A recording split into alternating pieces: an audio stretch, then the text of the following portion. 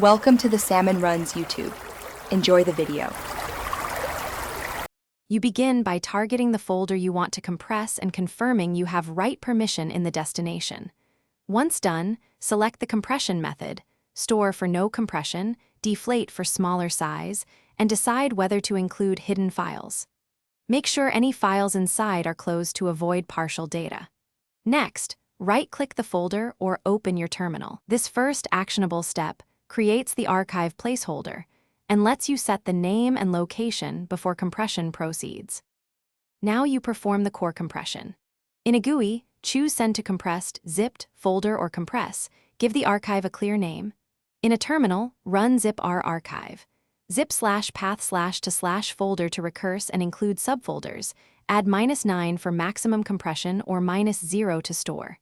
Make sure to preserve file permissions if needed with flags like X or use tar plus gzip on Unix.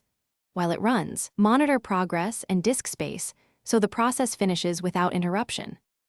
Finish by verifying the archive and cleaning up. Once created, list contents with unzip larchive. Zip or open it in your file manager to confirm expected files. Then test integrity using unzip tarchive. Zip or zip t to detect errors. If everything checks out, move the ZIP to its final location or upload it. If you encounter corruption, make sure disk space and permissions were sufficient, retry compression, and if needed, restore from the original folder before attempting again. Thanks for watching. Consider subscribing if we helped you.